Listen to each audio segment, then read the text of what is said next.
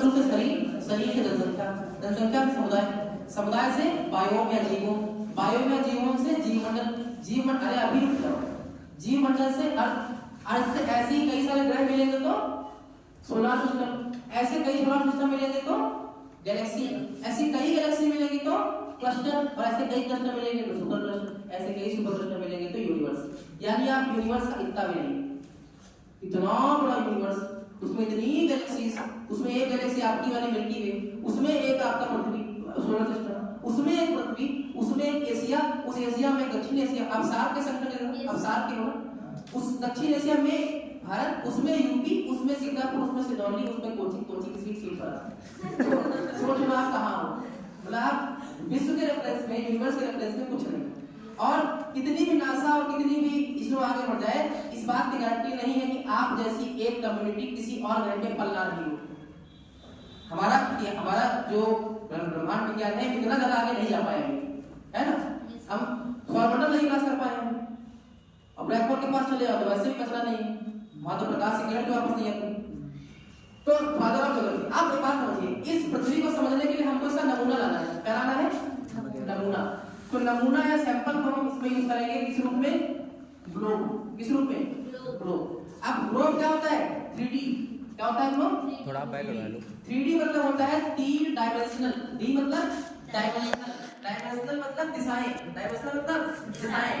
तो 3D का मतलब हो गया 3 दिशाएं, मतलब x अक्ष, y अक्ष और z अक्ष, यानी तीनों इससे मिलेंगी। और दुनिया का पहला ग्लोब जिसने बनाया था उसे फादर ऑफ ग्लोब बोल देंगे, है? तो दुनिया का पहला ग्लोब किसने बनाया था? मार्टिन बायहम। मैं पहले ही बोल दिया हूं कि ये सिर्फ ओवरव्यू के लिए है, ये आपका चैप्टर नहीं है, चैप्टर इसके बाद आएगा, तो इसको आप खाली फोटो खींचना है। अब ये तो ग्लोब है, अब ग्लोब से हम चीजें और बहुत अच्छे तरीके से समझ नहीं पाते, तो उसके लिए हम बनाते हैं मानचित्र या मैप। अब ऐसा मानचित्र, जब कई सारे मानचित्र एक बार में चिपकते हैं, एक बुक में आते हैं, तो कहते हैं एटलस या कार्टियोग्राफी।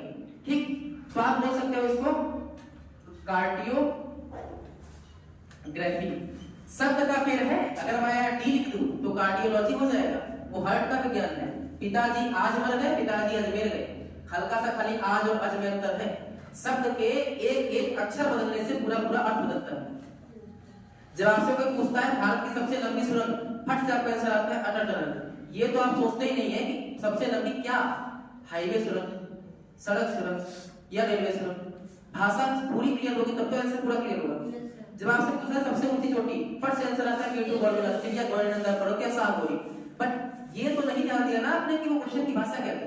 अगर भाषा ये होती अविभाजित भारत की सबसे ऊंची चोटी, तब केटू गवर्नमेंट नहीं होती, तब कंचनजंगा होती, माउंट एवरेस्ट नेपाल में। तब कौन सी होती? कंचनजंगा होती, बिकॉज़ केटू गवर्नमेंट पीओके और पट्टी पीओके हमारा है नहीं, हम मानते हैं। ऐसे आप खुद मानते हैं कि वो हमारा है या होता थोड़े, खाली ऐसे पता ही कितने लोग मानते होंगे। ठीक है, तो अब एक और भाषा हो जाएगा अविभाजित भारत में संपूर्णता भारत में पड़ने वाली सबसे ऊंची चोटी। तब फिर से ऐसे बोलता है नंदा देवी, क्योंकि कंचनजंगा सिक्किम के साथ नेपाल में भी है। भाषा बदलने से उत्तर बदलेगा, तो इसलिए कितना भी ज्ञान हो भाषा पर ध्यान देना, वरना आता हुआ क्वेश्चन भी गलत होगा। और कई बार ऐसा होता है, नहीं है आता है, भय वाला करके आता है, कई बार हुआ। और प्रश्न का कोई उत्तर अगर दिमाग में पहली बार आया है तो तुरंत उसको लगा दो। अगर दिमाग ने 2 सेकंड के लिए सोचा कि ये होगा दूसरा, तो पक्का है कि आपका वो आंसर गलत हो जाएगा। जो दिमाग में पहली बार आता है आंसर ज्यादातर वही सही निकलता है। तो इस मैप को पहली बार बनाया था एलेक्जेंडर ने। ये वो व्यक्ति है जिसने पहली बार भारत का सही मैप बनाया था। भारत का पहला मैप टॉलेमी ने बनाया था, पर उन्होंने श्रीलंका ऊपर करते थे, जम्मू कश्मीर नीचे, पता नहीं कौन एंगल से देखा था। तो इन्होंने पहला सही मैप बनाया था, तो इनको कहते हैं फादर ऑफ कार्डियोलॉजी या मैप साइंस या एटलस, जो कहना हो कह सकते हो। ठीक, फोटो खींचो, अब हम नया चैप्टर पढ़ाएंगे, तब आप देखना।